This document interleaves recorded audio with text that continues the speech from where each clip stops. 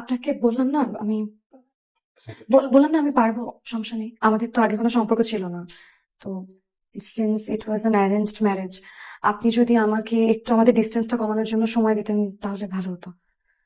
আপনি নিশ্চয়ই বুঝতে পারছেন আমি একদম ইউ রাইট। এই ওটা খুলে গেছে। মানে আই আন্ডারস্ট্যান্ড অবভিয়াসলি একটা সময় তো দরকার। এভাবে হুট করে তো একটা সম্পর্ক তৈরি হয় না। প্লিজ নিয়ে আসবো এনিওয়ে ইউ ওয়ান্ট। না না, কোনো অসুবিধা নেই, আপনি আমি ফ্রেশ হয়ে আসি। জিসান, তোর বউ তো পুরো চেহারা পাল্টে ফেলেছে রে। না মানে বিয়ের আগে তো মেয়েটাকে দেখে বোঝাই যায়নি যে ও এত আড্ডাবাজ আর এত সুন্দর করে হাসতে পারে। বিয়ের আগে যদি আমি মনে করতো আমি মনে হয় পাগল টাগল হয়ে গেছে, আমার মাথার স্ক্রু ঢিলা। তুমি তো অনেক ট্যালেন্ট। শোনো, আমরা মানুষের চেহারা দেখলে বলতে পারি কে সাধু আর কে ক্রিমিনাল। আমার চেহারা দেখে কি মনে হচ্ছে? আমি কি সাধু না? তুমি আমার চেহারা দেখে অত শত বুঝি না, কিন্তু এইটুকু বুঝি যে তুমি আমার ছেলেটাকে অনেক ভালোবাসবে, অনেক ভালো রাখবে এবং তোমাদের খুব সুন্দর একটা সংসার হবে, বুঝলে? আমি আর হাসতে পারবো না, আমার পেটে ক্ষুধা লেগেছে। না না না, আমি আর কোনো জোক শুনতে পারবো না, খাবার নিয়ে আসি আগে তারপরে। Can I hug you?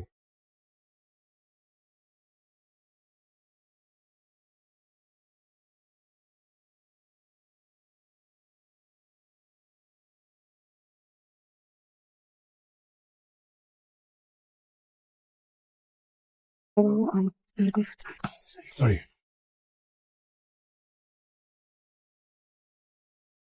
আকর্ষণ অনুভব করো না?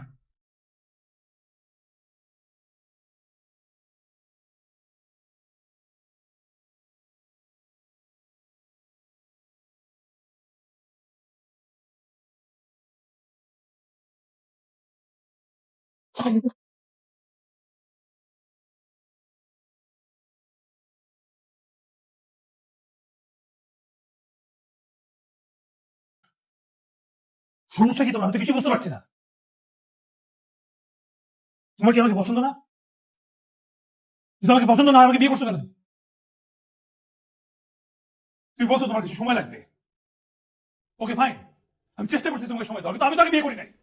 আমি কিভাবে বুঝবো কতটুকু সময় প্রয়োজন? নারী, তোমাকে স্পর্শ করার আগে আমার তোমার অনুমতি নেওয়া প্রয়োজন। তো তোমার বুঝতে হবে আমি তোমার স্বামী, তোমার প্রতি আমার একটা অধিকার আছে, তোমাকে কাছে জানা, তোমাকে ভালোবাসা। কিন্তু তুমি এমন একটা ভাব করছো যে আমি অচ্যুত কেউ। স্পর্শ করলে তোমার যেন নাকি তোমার জীবনে এখন এমন কেউ আছে যে কারণে আমার স্পর্শ তোমার কাছে অচ্যুত মনে হচ্ছে। তো 2 মাস ধরে আমি তোমার মধ্যে আছি, এতটা অবহেলা তুমি ডিজার্ভ করে না। তুমি তো বহুরূপী। পরিবারের সামনে তুমি একরকম, আমার সামনে তুমি একরকম, সকালে তুমি একরকম, রাতে তুমি আরেকরকম। আমি সরি, আমি আপনাকে বিয়ে করছি, কিন্তু আপনাকে স্বামীর জায়গা দিতে পারি নাই, স্বামীর অধিকারও দিতে পারি নাই, ভালোবাসতে পারি নাই, কাছে আসতেও দিতে পারি নাই। আমি চেষ্টা করছি আপনাকে ভালোবাসার, কিন্তু আমি পারি নাই। আমি চেষ্টা করছি সবকিছু সহজ করার, কিন্তু সবকিছু সহজ করলেও আপনি আপনি যখন আমাকে স্পর্শ করেন আমি ট্রমাটাইজড হয়ে যাই, আমার আমার অস্থির লাগে। আমি সরি, আমি আপনাকে বিয়ে করছি, আমি আমি সরি, আমি আপনাকে মৃত্যু বলছি, কিন্তু আমি আপনাকে কোনোদিন হাজবেন্ডের জায়গাটা দিতে পারি না। আমি সরি, আমি সরি, আমি মৃত্যু বলছি, আমি সরি, আমার সমস্যা। কিভাবে পারলেন এটা আপনার আমার সাথে?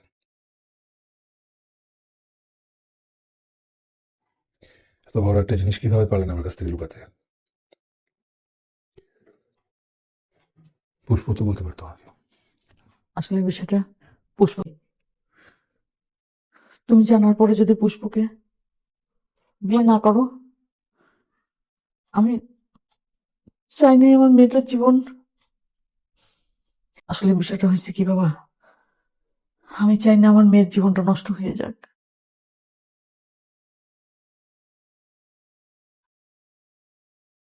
এখন যদি আমি পুষ্পকে ছেড়ে দিই, অনেক বড় ভুল করছেন আপনারা। আমি যদি জানতাম আমি পুষ্পকে বিয়ে করতাম, ওকে ছেড়ে যেতাম না। শুধু শুধু ওরা এতদিন কষ্ট করতে হতো না।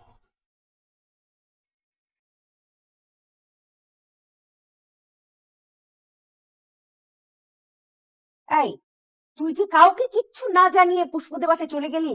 আরে আমাদের বললে তো আমরা একসাথেই যেতাম। মা, তুমি জানো আমি কারণ ছাড়া কিছু করি না। নিশ্চয়ই এমন কোনো কারণ আছে যে কারণে আমার আসতে হয়েছে। তুমি চিন্তা করো না, আমরা কয়েকটা দিন এখানে থাকবো, তারপর চলে আসবো।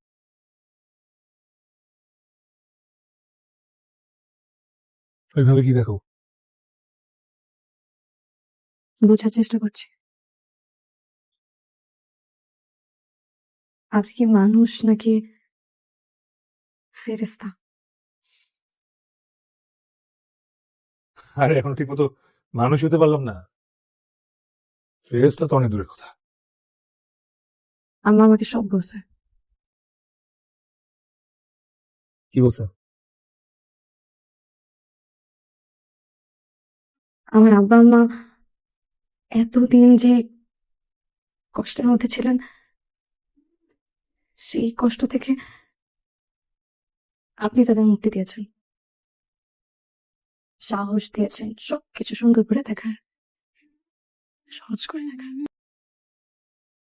তুমি যদি বিয়ের আগে আমাকে তোমার দুর্ঘটনার কথা বলতে, তারপরও তোমাকে বিয়ে করতাম। কারণ আমার কাছে তুমি পবিত্র, আমার কাছে তুমি স্নিগ্ধ। একটা বিচ্ছিরি দুর্ঘটনা নর্দমার মতন নষ্ট মেয়ে মনে করে আমাকে। আপনি পারবেন তাদের মন মানসিকতা বদলাতে? ওটা উপর আল্লাহর। আমি পারবো তোমার পাশে থাকার, তোমাকে সাপোর্ট করার। আরো একটা ক্ষমতা আছে, তোমাকে ভালোবাসার, অনেক বেশি ভালোবাসার।